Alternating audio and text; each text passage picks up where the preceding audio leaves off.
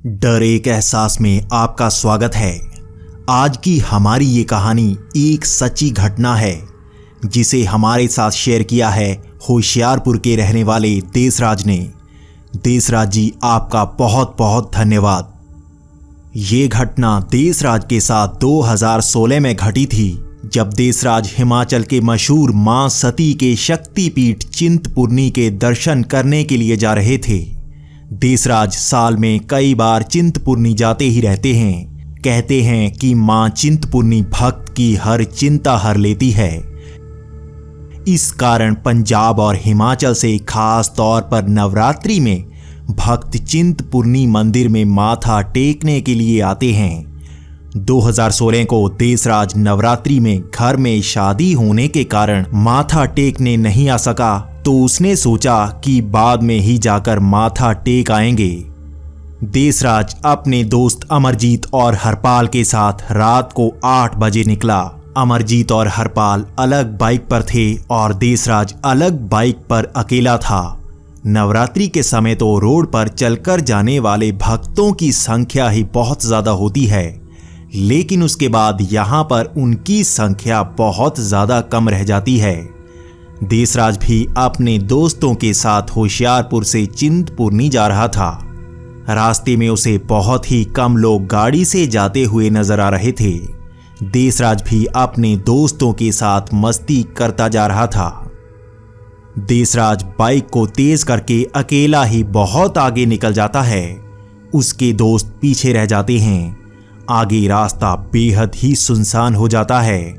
तभी देसराज की नजर एक आदमी पर पड़ती है। उसने सर पर माता के नाम की चुनरी पहनी होती है। वो देसराज को हाथ देकर रुकने को कहता है। देसराज भी बाइक को रोककर उसे बाइक पर बिठा लेता है। उसके बाद देसराज बाइक को थोड़ा धीरे चलाने लगता है। वो आदमी भी देसराज से बातें करने लगता है। देसराज उस आदमी से पूछता है कि वो कहां से आया है, तो वो बताता है कि वो जालंधर के एक छोटे से गांव से आया हुआ है। वो एक बार माता के दर्शन करना चाहता है, लेकिन वो चल चल कर थक चुका है, इसीलिए किसी के आने का इंतजार कर रहा था जो उसे माता चिंतपूर्णी मंदिर तक पहुंचा दे। तभी देसराज के दोस्त भी उसके पास ही पीछे दिखने लगते हैं।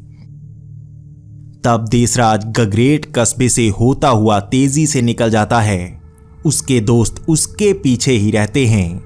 वो आदमी देसराज को बताता है कि वो कभी मां चिंतपूर्णी नहीं आया। जब वो बहुत छोटा था तब शायद वो आया हो, लेकिन वो अब एक बार यहाँ आकर देखना चाहता है। देसराज भी तब उसे रास्ता बताने लगता है कि यह गगरेट कस्बा है। इसके बाद आगे मुबारकपुर आएगा और फिर माता चिंतपूर्णी की चढ़ाई शुरू हो जाएगी। बातों बातों में रास्ता कैसे निकल गया देसराज को पता नहीं चला। आगे माता चिंतपूर्णी के मंदिर की लाइट्स पहाड़ी के नीचे से नजर आ रही थी। देसराज भी बता रहा था कि वो देखो, हम पहुंच ही गए, मंदिर तो यहां से नजर भी आ रहा है। कुछ ही समय बाद देसराज चिंतपूर्णी के बस स्टैंड पहुंच जाता है और कहता है, यहां से चलकर जा सकते हैं, 6 बजे शायद कपाट खोलेंगे, तब साथ चलते हैं। तभी देसराज देखता है बाइक के पीछे कोई नहीं बैठा। वो हैरान हो जाता है कि वो आदमी कब और कहां उतर गया, उसे तो पता भी नहीं चला। उसे आसपास कोई नजर नहीं आता। तभी अमरजीत और हरपाल भी उसके पास आ जाते हैं। देसराज जैसे ही उनको ये बताता है तो वो हंसने लगते हैं कि बस कर, मजाक मत कर। उन दोनों की बात सुनकर देसराज भी हैरान रह जाता है। वो दोनों बताते हैं कि वो पीछे से देखते आ रहे हैं कि वो अकेला ही तो आ रहा था और हवा में हाथ हिलाकर पता नहीं किससे बातें कर रहा था। देसराज डर सा जाता है, लेकिन जब वो माता चिंतपूर्णी के मंदिर की तरफ देखता है तो उसका सारा डर निकल जाता है, क्योंकि वो जानता है कि मां चिंतपूर्णी सबके कष्ट हर लेती है, चाहे वो इंसान हो या प्रेत। ऐसी घटनाएं यहाँ सुनने को मिलती हैं, लेकिन पहले देशराज इन पर यकीन नहीं करता था। इसके बाद देशराज का यकीन चिंतपूर्णी मंदिर में और ज्यादा बढ़ गया। दोस्तों, हम इस चैनल पर आपके लिए बेहतरीन वीडियोस बनाना चाहते हैं, तो आपके सुझाव हमें कमेंट्स में जरूर दें।